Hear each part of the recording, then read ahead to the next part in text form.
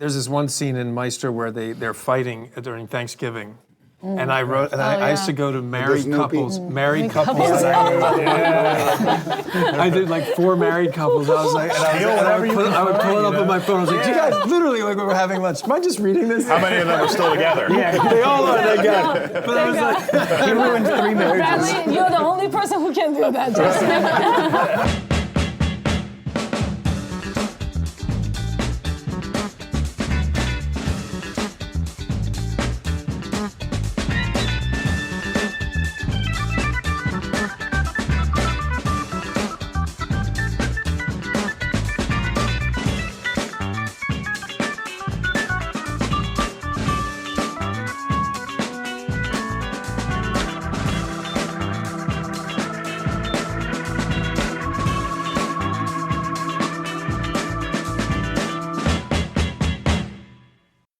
Hello, everyone, and thank you so much for joining us today for the Hollywood Reporters Writer Roundtable.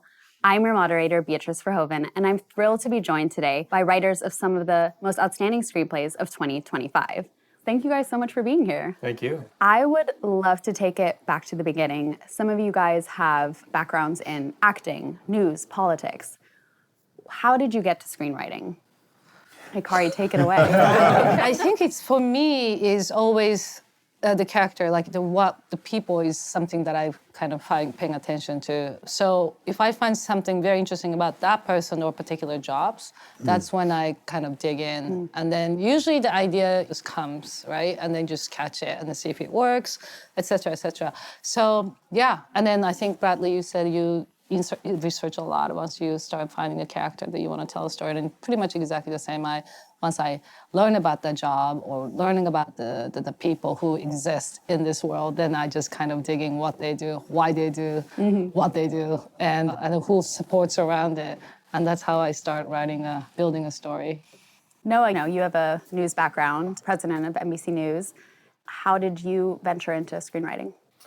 For me, it's all just about storytelling, and storytelling fueled by curiosity. So I just always love to kind of peel back the curtain on worlds that I don't know much about and talk to people about their lives. And then the question is, what's the best way to convey that story? And obviously journalism is a great way to do it, but it actually turns out, I think, that sometimes fictional storytelling is a more effective way of highlighting issues in the world and trying to get a conversation going, especially right now where people are so polarized that, you know, everyone only consumes their own news sources that affirm their pre-existing biases. But movies like these can get people from all ends of the political spectrum all thinking about and talking about the same issue at the same time, which I think is kind of a beautiful thing. Yeah. And Will, you've come a long way from your days at The Onion, right? to now having written it. I always wanted to write movies. That's what I wanted to do. But, you know, I applied to film school and didn't get in, so I thought, well, there goes that. And then after college, I kind of was fired from a few different jobs and then became an intern at The Onion and kind of wheedled my way into letting them write jokes. And so I wrote jokes and eventually was hired there, and then went from that to a late night comedy show, that to Succession, and then I sort of, I guess, circuitously found my way to the thing that I wanted to do. Have you written back to film school? Yeah, but you know, I had to do a talk at NYU, which is where I had applied, and I didn't mention during the Q&A. That was good. That was big of you. No, that was the right one. You didn't let me in. You're above it. Guillermo, what about you? I mean, you had your start in, special effects and makeup. You've had such a long career. I was writing. I think I was a writer before anything else. And for me, this project, this training of 50 years and a sprint of 2 years is very odd. They would say, let's talk about Impressionism. Oh, yeah, like Frankenstein. Let's talk about architecture. Oh, yeah, like Frankenstein. I was one of thematic for 50 years now. But no, it's always, for me, I also found it to be a great tool to learn and travel to places and professions that every time you read a minutiae, like an encyclopedia of medical science from 1835 that I got for the movie, reading about what you knew and what they didn't know back then, and it's affirmed as science, is fascinating. So it's I don't travel much. I like sitting down. I like immobility. So it's a good tourist destination, writing. But something like Frankenstein, which you had always wanted to do, you finally get the chance to do it. That's a lot of pressure, right? That you put on yourself to really deliver the thing that you've always wanted to do. Really, I felt no pressure. I learned that after 50-something, the movie tells you what it wants to be. Yeah. Including the screenplay tells you, no, I know you want that, but have you looked over here? And it's very strange. You all your life you play chess, and then after 55 you surf. Yeah. And the same with the writing. You go, no, this looks interesting. Yeah. Bradley, what about you? How did you kind of find your way to screenwriting? I think it was more about just feeling confident enough to do it. I've always loved the rhythm of conversations, and I think the thing I love to write most is dialogue.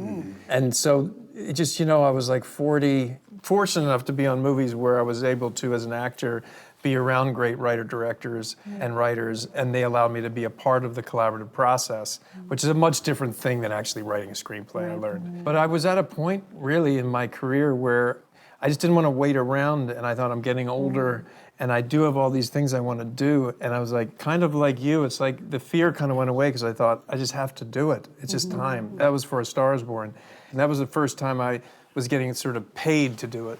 Do you know what I mean? Do you know what I mean? So you actually have to deliver something. Yeah. You know what I mean? But then I never looked back, quite honestly. But dialogue, I'd say, it's something like, get through the action just so I can get to the dialogue. Yeah. It's infectious. The heroine is the dialogue, I think, in the screenwriting process, where you feel like you're flying. It's music also. When two characters are talking to each other and you're just the conduit.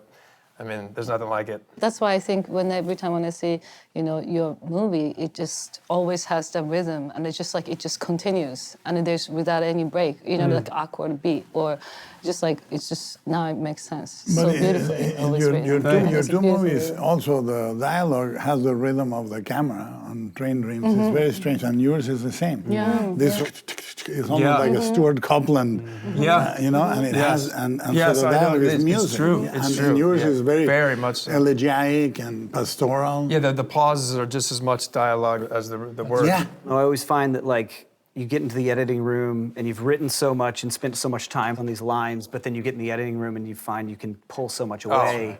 If you've done your job right, I think, in making the film, then the film starts to your point, starts to say so much more than whatever the lines of these characters were saying. The characters you write about, Sing Sing or Jockey or this, they're always, the dialogue punctuates in long passages, but feels like the punctuation, that rhythm is percussion, is marking a larger metronome. It's very peculiar.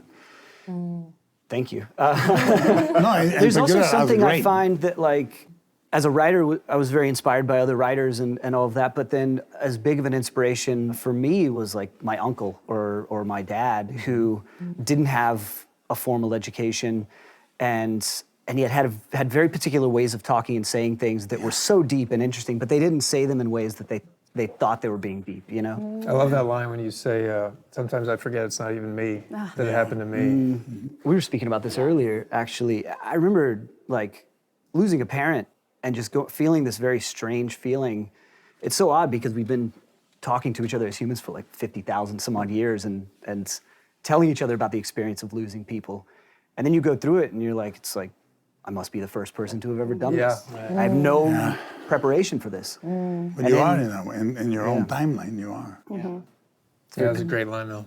Yeah. That stuck with me too. I just also wanted to, have you talk about how you got into screenwriting. We've moved on yes, from we that. moved past, but I wanted to make sure you got your... No, I was always a writer as well and came from trying to write literature first and failing very, very poorly at that. But started there from just always being a writer and then writing short films to make with friends. And then I met Greg, who I've been working with for 15 years, and we were just friends who wanted to make a film together. Had no idea how to write a screenplay, and so then we just read everything that we could on every great screenplay we could get our hands on, writing the first film that he directed, Trans-Pecos, that we wrote together. Right. Wrote it over and over and over again, probably 9 page one rewrites. By the time we get to the point where it's okay, we kind of start to understand what you're doing. But then every time, I don't know if you guys feel this way, I feel like one, I feel much more confident as a writer, but then at the same time, every time I start a new one, it's like I've never done it before. Or you'll have a burst of the first 25 pages and you think, well, I'm fucking brilliant. And then the next day you look at this absolutely unbeatably bad. You have to go back. It's really that first chunk that I find the hardest sometimes. Because you're establishing the tone, you're getting the car started, right? But do you start at the beginning? Yeah, right. Yeah, I tend to start at the beginning. I don't jump ahead and write an easier scene and then go back. And Oh, well, that's the I problem. Is that what I should be doing? Do you like to read your scenes out as you're writing? Do you like to have it like put on its feet? Yes. I'm always curious. No. I don't. It's all Yeah. in my head, for better or worse. So never. So no draft. You're like, let me I just hate hear the it. sound of my own voice, and I don't have anyone else to read it to. Right. We're not all Bradley Cooper, so it doesn't sound the same. If you're available to come over and read for me, I'd love it. No, but I find myself, talking about like those bursts and then those dry spells. I mean, when I started doing it, whenever you'd hit those kind of rough patches, I used to panic. It used to ruin my life for days at a time. Yeah. I couldn't focus on anything else. I was irritable, not particularly nice to my kids, short with my wife. And now I've kind of gotten to the place where I just realize it's part of it. That like there's going to be those patches where it's just not working, and you just have to talk about surfing. You just have to surf those waves, and you'll get to the other side at some point or another. There's this one scene in Meister where they're fighting during Thanksgiving. And I wrote, and I used to go to married Snoopy. couples. Married couples. I did like 4 married couples. I was like, I would pull it up on my phone. I was like, you guys literally like we were having lunch. Am I just reading this? How many of them are still together? They all are together. But I was like, Bradley, you're the only person who can do that. but to your point about that time period, but I was just thinking about rhythm. So much of the dialogue, especially from Jacob's character, is breathing. Yeah, it is. That's the dialogue. So it was really interesting. So like, what was that process like? Well, because Jacob actually, the way I patterned the dialogue for the creature was the construction of his intelligence. So he learns the first word he needs is only Victor, which that's the world. Then Elizabeth, that's the world. Then the third word is friend, and that's the world. And then the more he learns concepts, the more pain he gains. So we started working like when he found it. You know this because if you find a voice, you find the character. Yep. He put the teeth in and he went fire and sand, and I said, that's it. That's it. Let's do that fire and sand and F and S. What we did is we did one trick that was quite brutal. We started with the most heavy dialogue scene in the shoot. The forgiveness scene. That was the first day they worked together. I said, well, if we hear the voice and it sounds articulate, then I'll deconstruct it in reverse. I knew if the creature just spoke in the middle was too much. So I gave him something that sounded like a roar. Bring him to me. Yes. From the beginning, so it's like it's an animal. Yes. He doesn't, Victor, that's it. Then the 3 words, and then you start constructing, and then the point is he ends in silence. Yeah. Accepting the grace of the sun. So dialogue, I think the beauty with dialogue, for me as a non-native speaker, it's so beautiful to hear the music, and that's why I think it's a punctuating element, and Train Dream, because they're laconic. These guys can sit and go, yup, and then a month later, yup. And there's a lot for people like that. I think we know them in our lives where they just kind of go, and that says so much. And you're like, oh, I get what you're saying. That's my family dinner for years. It's hard, I think, though, in filmmaking also to try and, like, dialogue is always the easy, and we all love it, right? But, like, at the same time, I don't know, I'm always trying to find myself ways to, like, get away from it also. You can fall like, too in love with dialogue, too. and That's how do you true. get away from it, and how is the story functioning in a way without it? Because It's then the hardest to detect artificiality. of it. That's right. And that's because it can be artificial, it can be theatrical, but it needs to flow. For somebody, in my case, to say to be lost and to be found, that is a lifespan of love.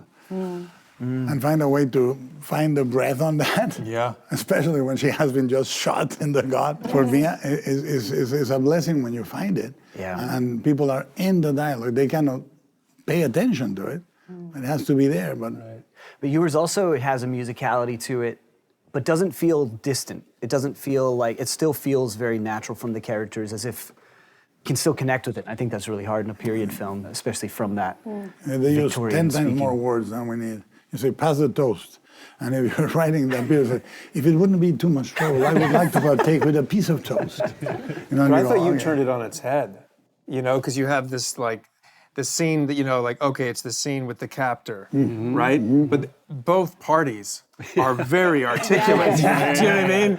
And presenting, you know, and taking it in, and so that's what I loved about it. You actually flipped it. That's right, So you yeah. have this very intense situation where both people are very articulate about their points of view. Yeah, I mean, but the problem for me was that it is quite contained, right? You're basically in the house the whole time, so it is by necessity. The set pieces are just these big dialogue scenes, so it's quite boring if it's just.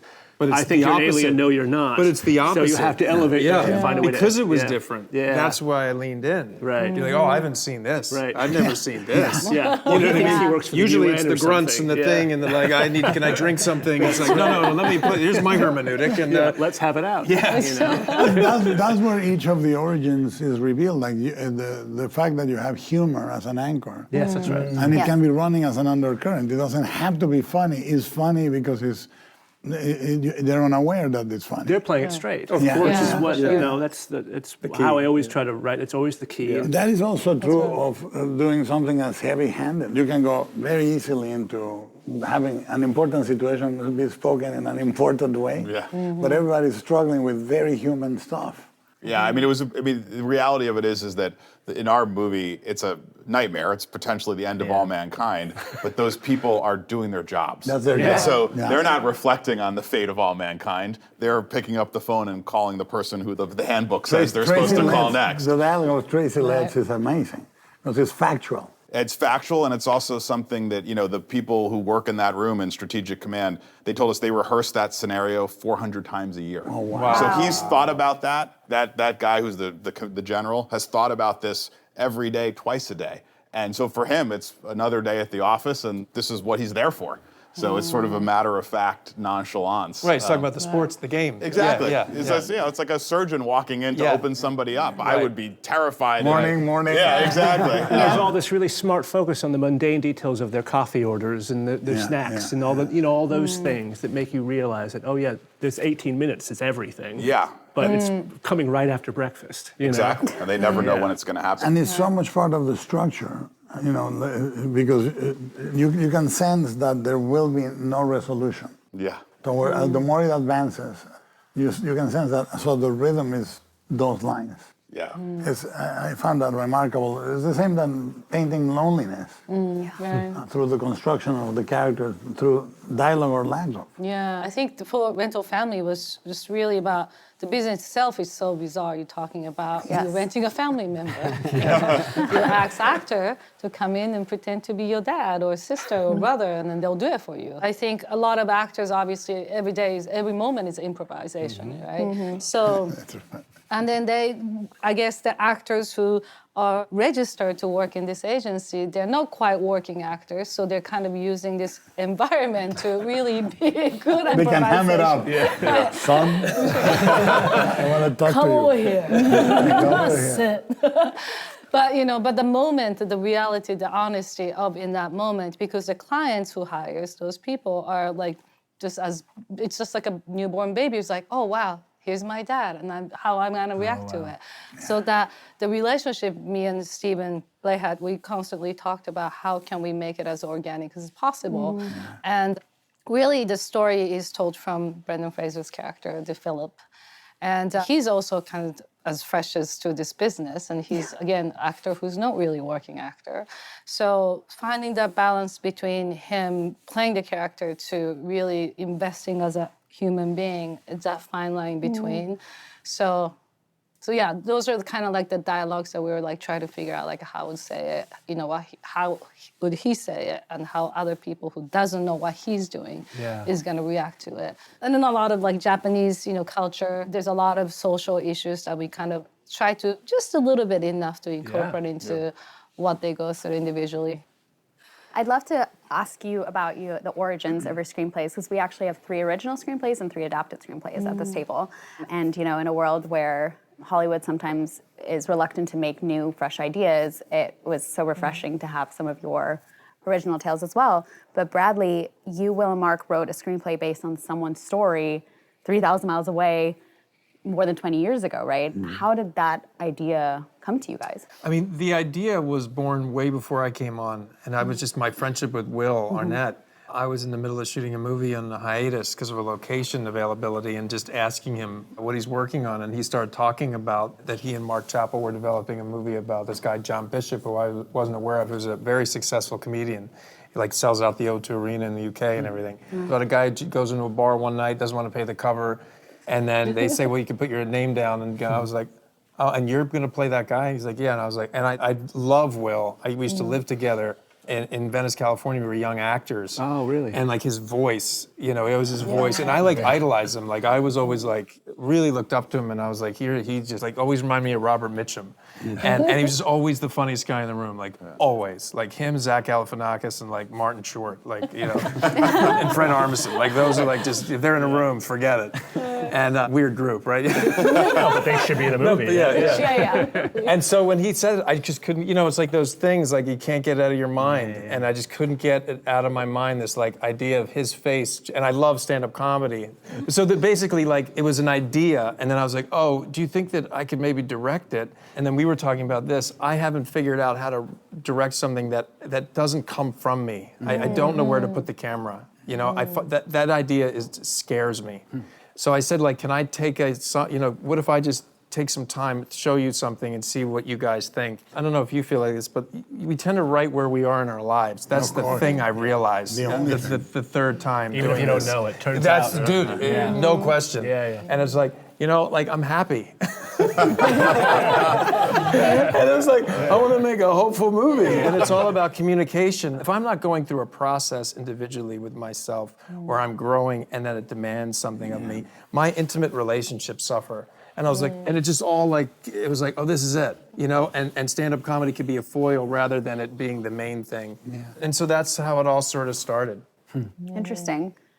Because writing for stand-up is different than writing comedy. Yeah. Right? Well, I helped myself out. I was like, let's switch it where he's not very good. You're right.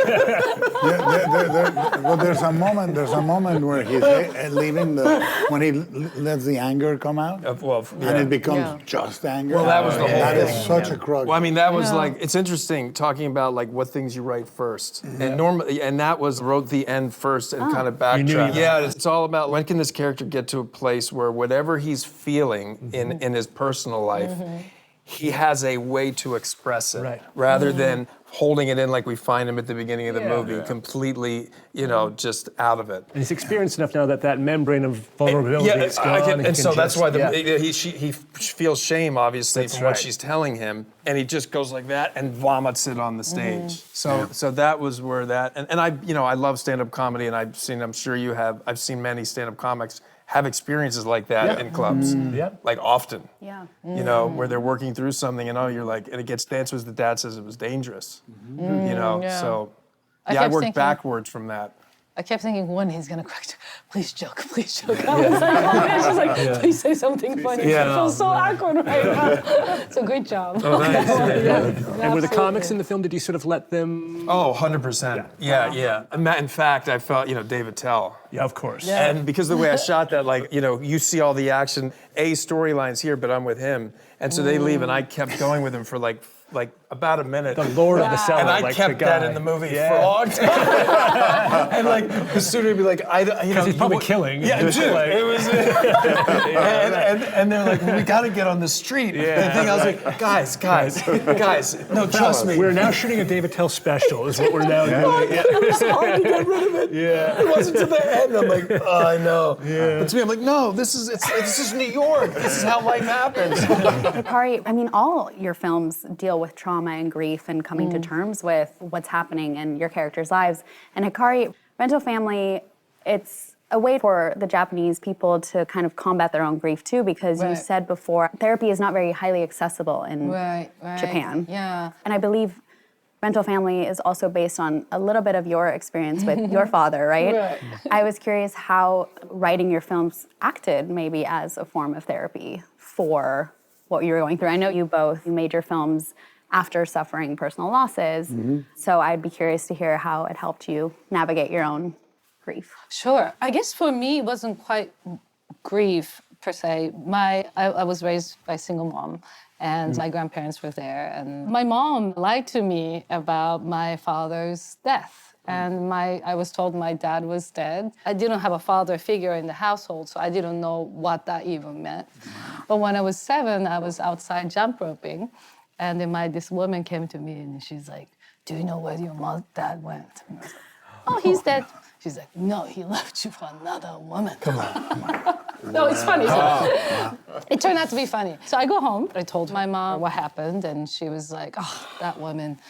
I know who she is. I know who she is. We used to call her reporter because she just talked so much, a lot of stuff about the neighbors.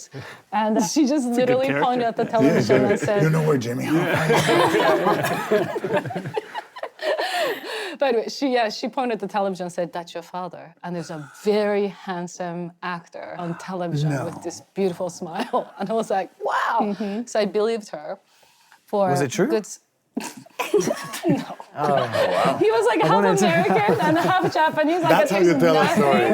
American about me. And then so I found out, but obviously at this point, everybody in school knows that he thinks that he's my father. Oh my gosh. Come home, he's like, somebody says, no, he's a half American, he's like, you're full Japanese. I was like, oh.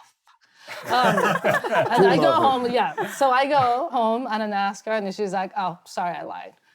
That's actually him." And she did exactly the same Montgomery thing. Clint. Was like, and there's another great actor who was on television. And at the time, she was like, "Are you happy? Are you happy? Am I giving you enough love? Are you happy with your grandparents, sister?"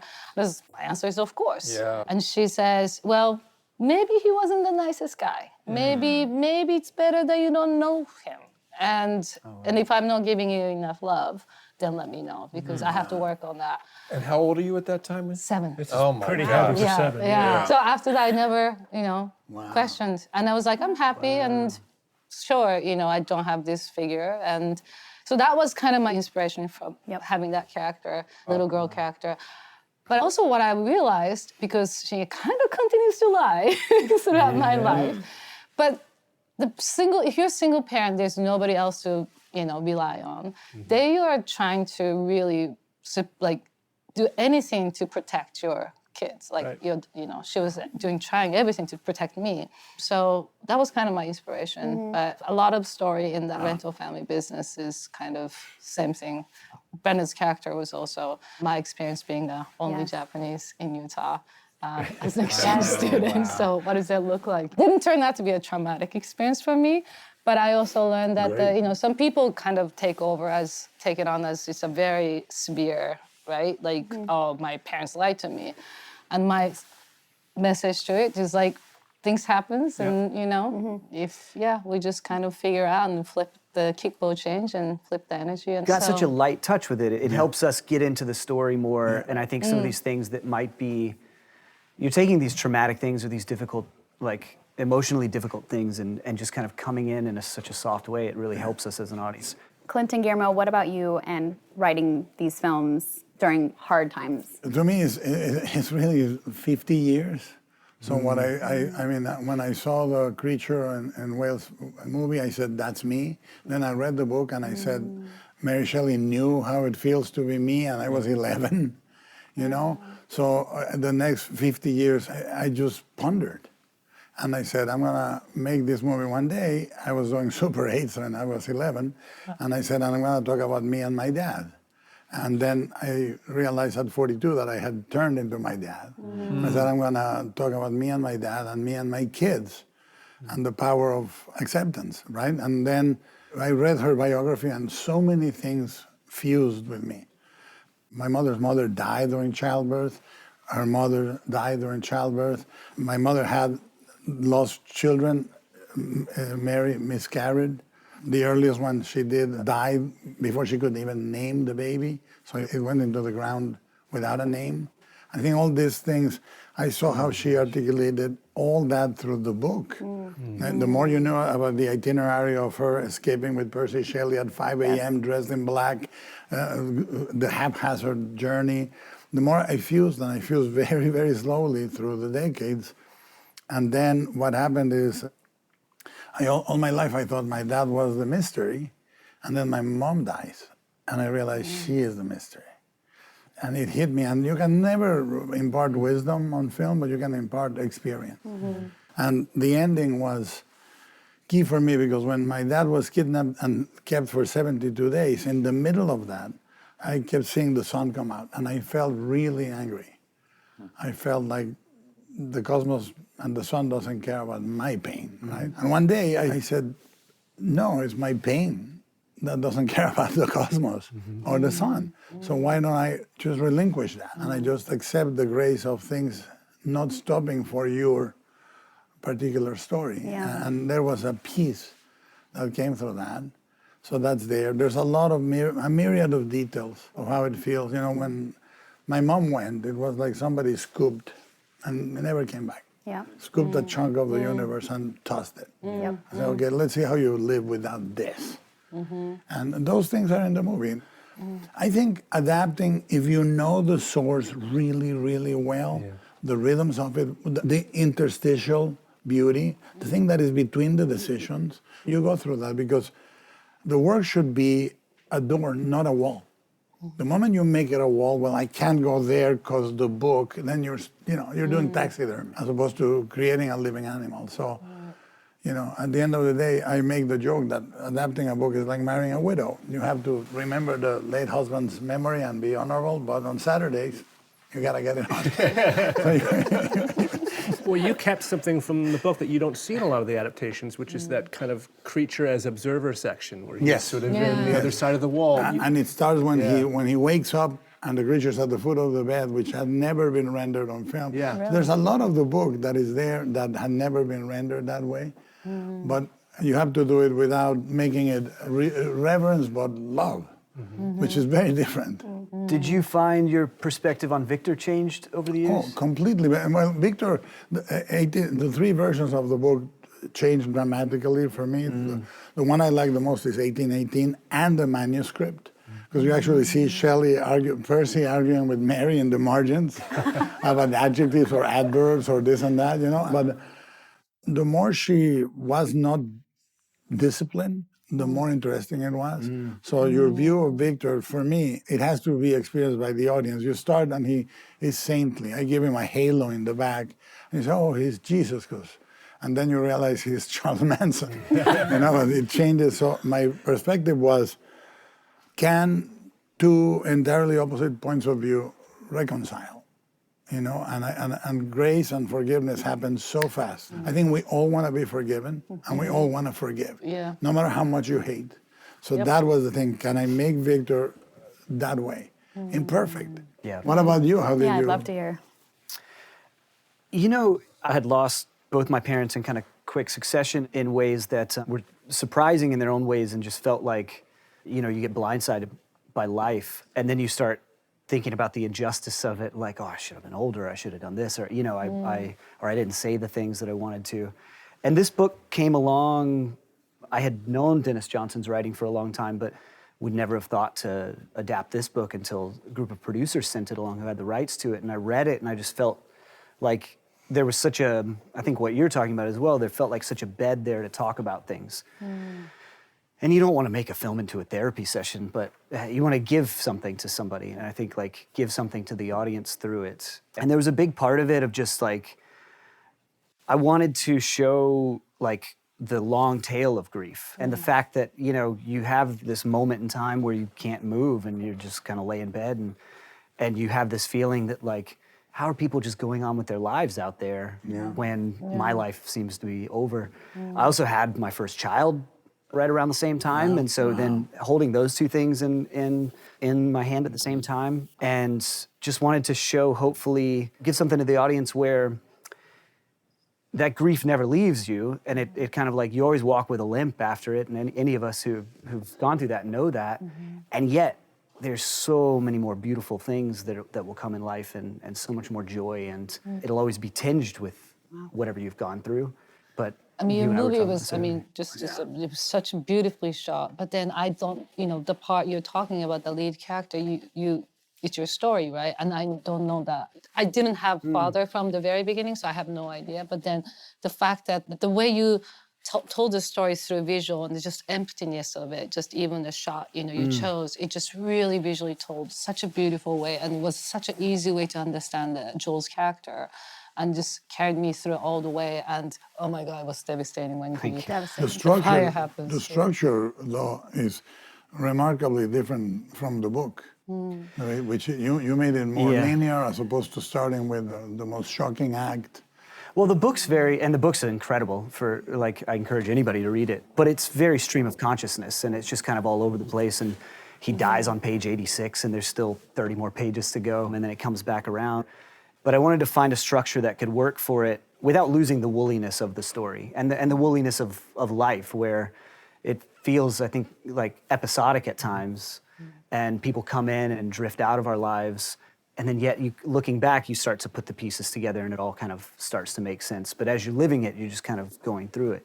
And trying to do this thing structurally where the film breaks in half, at the fire that comes in without spoiling anything. But the film breaks in half, and then the last half is very different in the way that we shoot it and the way that we cover scenes and the way that and even the way that he moves. It's a very mysterious thing, I think, like not only in the writing, I don't know if you guys feel this way as well, but the writing and then the editing of a film, it feels like you're finding something that's already exists rather than you're making something. 100%. And it takes a lot of work to get there. Of course. Yeah. But at the same time, it feels like there's some rhythm that you're trying to get into. Your surfing metaphor earlier. There's something you're trying to get into with the film and find it and let it go, while also pushing a rock up a hill, trying to find idleness. Can I ask the table a question for him on that? And like when people talk about the writer's block, what I do is I say, okay, I'm here, but what do I want to write? That happened to me with the confessional scene.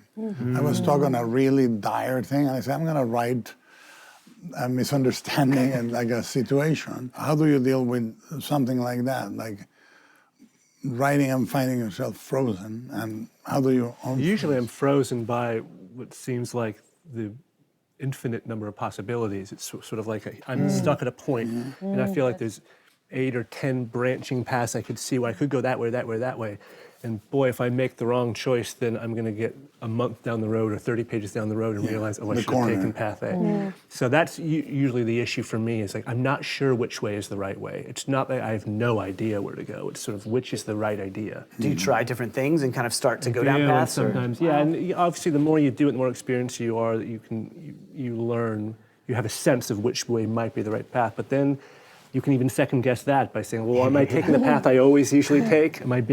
Is really this the more courageous way to go? Do you ever go non-linear in the writing, or you go straight through? I'm a very linear thinker. I mean, particularly a movie like this, not all movies, but a movie like House of Dynamite, it's sort of a math equation and a puzzle on some level, right? In order to keep that tension ratcheting, it's the same 18 minutes told from 3 different perspectives. So what's background dialogue or a fleeting moment that you barely recognize in the first telling becomes central in the second and third. So in order to keep all of that clockwork running properly, I just felt, for me, I had to have it all kind of laid out in some way and then just build it brick by brick by brick. So when you're stuck, how do you get out? I surf through it. I just kind of let it, let myself marinate in the discomfort, and I find that if I'm taking a walk or doing something else, something clicks, and then I dive back in. But this one in particular felt like I was building a machine, and I needed to make sure each piece was in place before I moved on.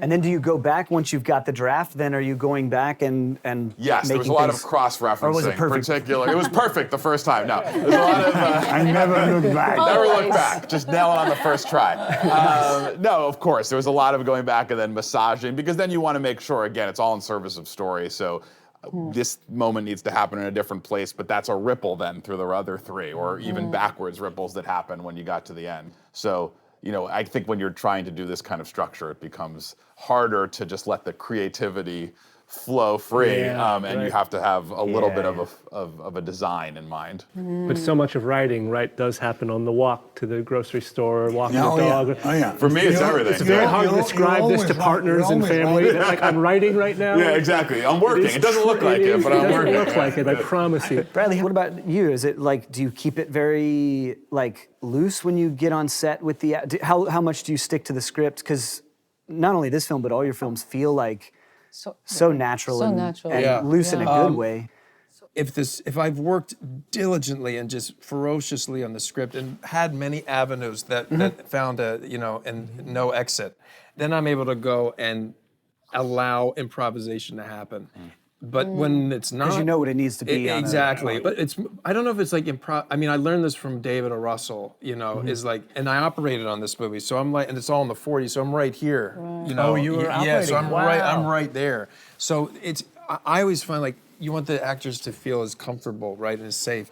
And so sometimes, and you just like, you'll say dialogue for them to say, or tell them to talk about something or go over there, whatever it needs to, as long as you know exactly what you want. Yeah. One thing I noticed about, all the movies that you direct too, but the music, existing on was like the music, the way you had it was so like unique, but it's just so organic. It felt so New York, like the jazz, like the It's drum great you and said all that because I stuff. think that's how I can answer the question. Is like, no, I hate just two people improvising.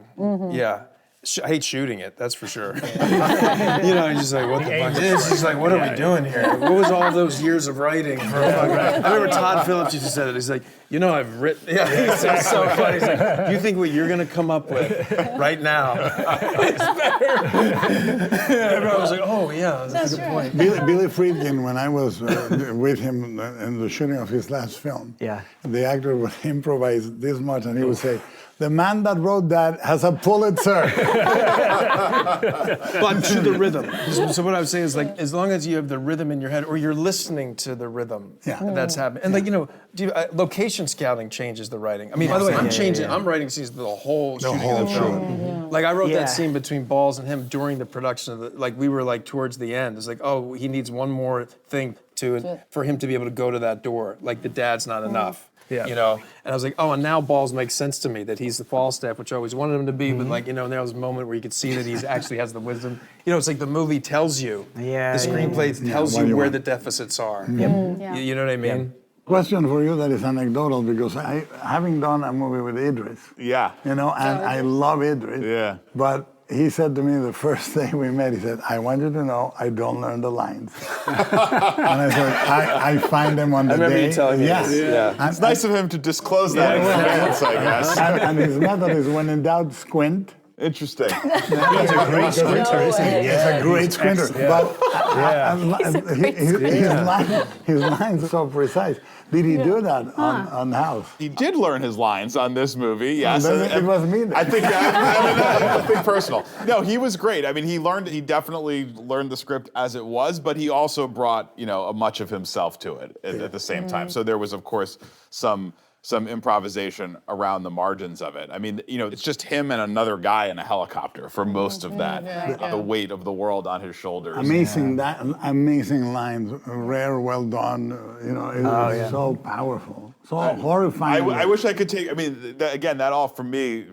I'm less creative than the rest of you. It's all from the research. It's like I talked to a guy who had been the military attaché to a president, and I said, you chose to keep it. Yes, I'm fair enough. Thank you. But that's how those guys talk about it. That's the metaphor that they use to describe it. And the saddest, most terrifying thing after seeing the movie is that Idris Elba is not the president. So the stakes amplify. Quite appealing president, wasn't it? It was really important for us on that note to have a president that was neither a bumbling jackass or the sort of heroic president of most movies. He's not Jed Bartlett from The West Wing either. He's not going to save the day. He's just a regular guy. Which is the brilliant thing about the whole script is like nobody has all the information. Yeah. And nobody, like, these are all the experts, and all of them are like, I don't know what to do. It's funny. You're talking about like the personal motivation for the scripts. I worked in a big media organization, and early on when I was running NBC News, we had reporters all over the world in war zones, a lot of responsibility. And somebody pulled me aside and said, "I have really bad news for you. There is no room full of adults on another floor that has all the answers to these problems." Wow. And the reality of it is, I've always just been all of these institutions that we look at, and we think that they're somebody knows. Somebody must must know. Somebody must know what they're doing. And the reality of it is that they're, you know, a lot of them are hardworking, well-intentioned, great people, but they're just people. So we're all in a bus full of chimps heading for the abyss. Yep. Bradley kind of segged into this, but a lot of you, you know, writing wasn't the only involvement on some of your projects. When does the writing hat stop? You said you continue writing through while you're shooting, but I'm curious, at one point do you have to go, okay, no more screenplay, I have to focus on my other When the jobs. Blu-ray comes out. Yeah, 4K. Yeah. I agree with that, actually. Like, I feel like it's all writing all the way through. All the way through. Even in the edit, when gosh, yeah. you know you're still rewriting the thing, and in some ways writing your way back to the initial idea Yes. after trying so many things. But it's all writing all the way through. One of my favorite lines came when he picks up Mia from the bed and carries her down the stairs. I felt she must say, "Take me with you," which is something I remember dreaming about my dad when I was a kid. I dreamt that he went away in a train, and I ran, and they said, "This is the train of the dead." And I was very young, and I would say, "Take me with you," and jumped on the train. And I thought, she needs that line for this to be an opera.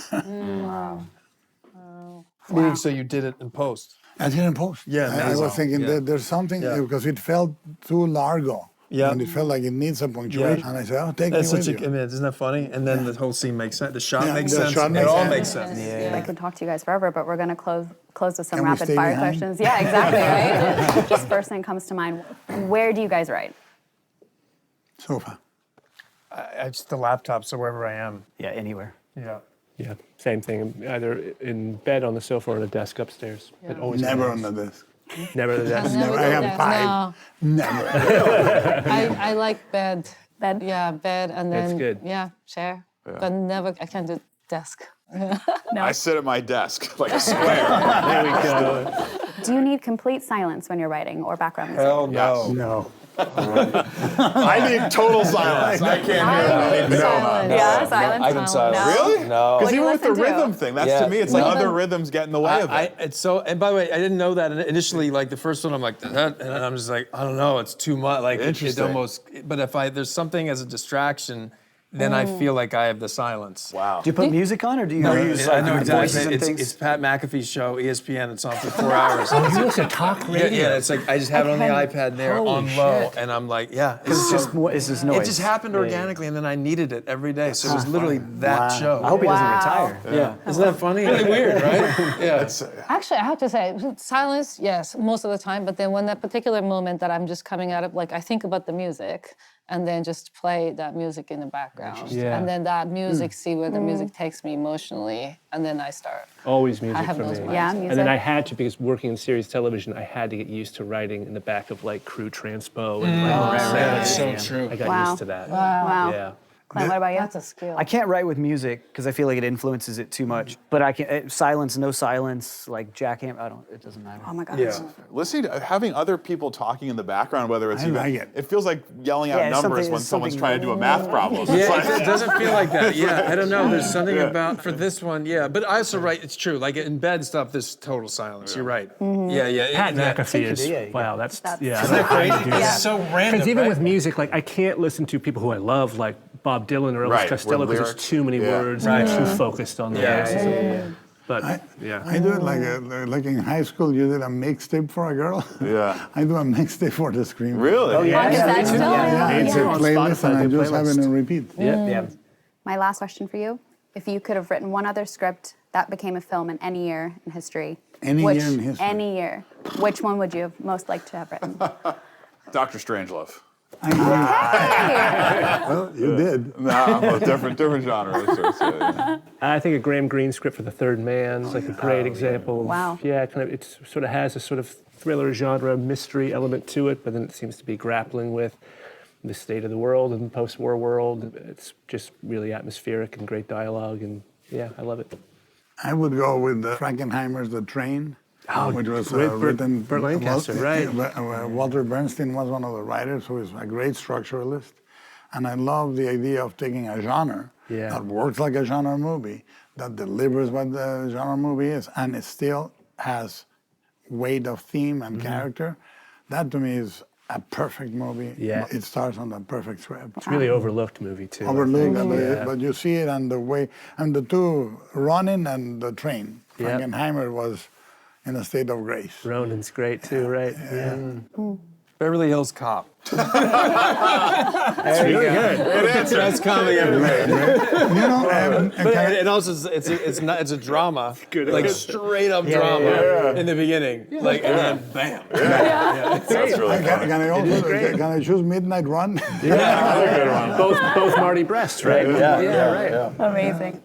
It's a more recent one, but The Curious Case of Benjamin Button, I think, is speaking of structure and all the kind of echoes through that film that Eric Roth did is phenomenal. The Favorite was one of my favorite movies. And then also I love Park Chan-wook too. So, I mean, I can't pick because there's so many. Well, thank you all so much for being here. It was such a pleasure talking to you guys. This was great. Thank you so much. Thank you so much for having us. So much fun. Everybody.